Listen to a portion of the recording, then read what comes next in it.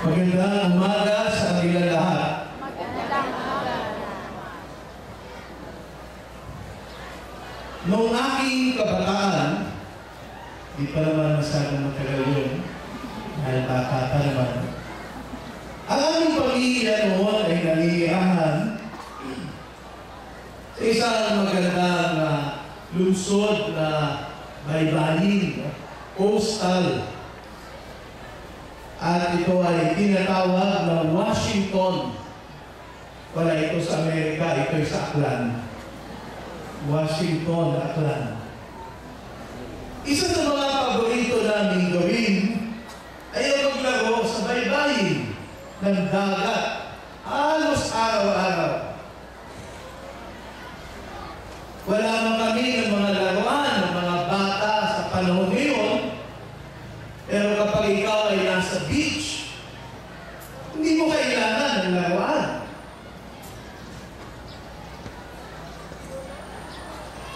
Napakaraming pwedeng gawin sa buhanginan. At ang pinakapaborito namin ay gumawa ng mga sand castles o kaya kastilyong buhangin.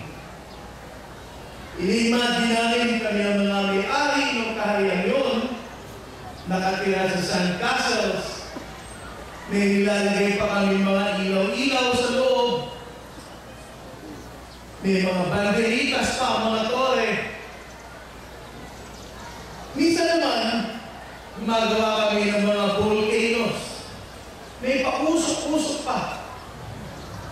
At meron pang malaking lake sa palibot ng volcano. Parang taal.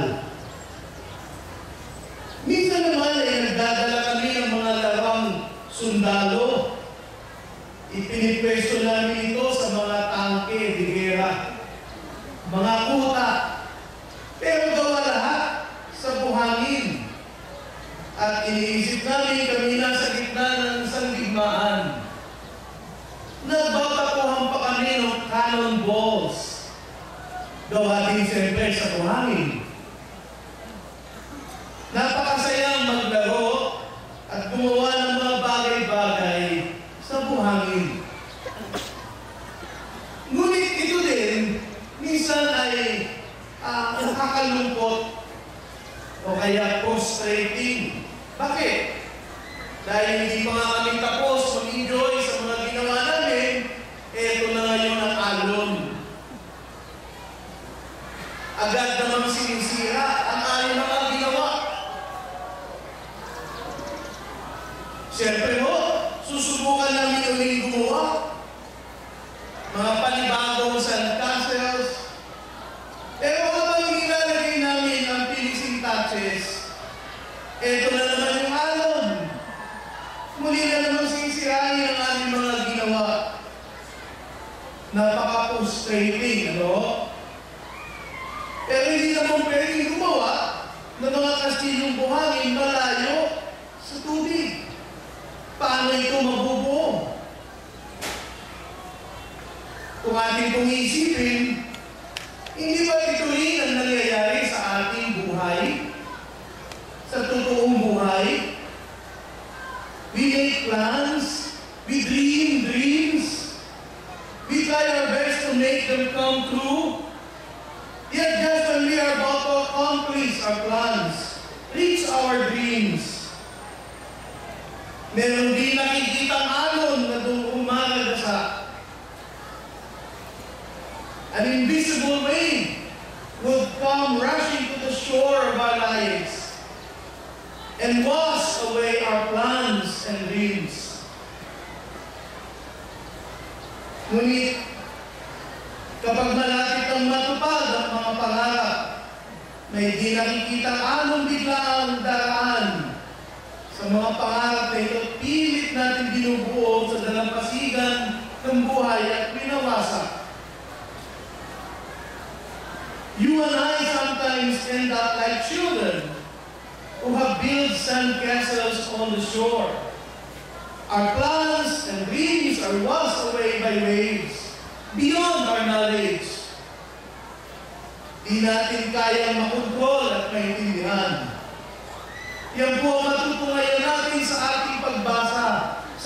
balitang ito. Pinapaalalahanan tayo ng dahilan kung bakit hindi na isa sa katuparan ng ating mga pangarap dahil may mas maganda at mas pulidong disenyong ginawa ang Diyos para sa atin sa ibang lugar. Kaya ho, God would like us to stand up, leave the shore, and discover that something which He has built specially for us. Yan po ginawa ng Panginoon kay Mama Mary sa ating pagbasa. He overturned, binaliktad niya ang mga plano ni Mama Mary sa kanyang buhay.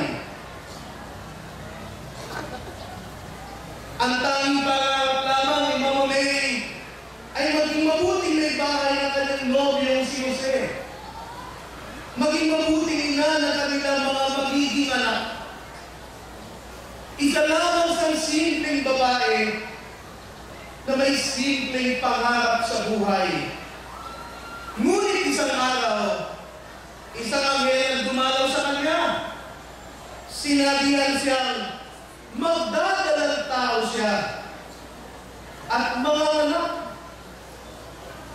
At ito'y mangyayaring hindi pa siya ikinakasal. Pero ang batang dadalhin niya sa kanyang sinapupunan, hindi anak ni Jose, kundi anak ng Diyos. Siyempre naligalig si Maria sa balitang ito. Hindi niya pinlanong mangyari ito para sa kanyang sarili. Pero ito ngayon ang Diyos. Inihiling ng Diyos na palitan at iwaksi ni Maria ang kanyang sariling plano sa buhay upang magbigay daan sa plano ng Diyos para sa kanya. Ang mas grabe pa dito ay ang kakambal nitong panganib para kay Maria. May batas kasi nagsasaad kung ikaw'y dalaga at hindi pa kasal at tatagpuan ng dalang tao, kamatayan ng katapat nito. Buti na lang mo at hindi ito ang batas ngayon. Kasi sabi ng batas, ang mga nagdalang tao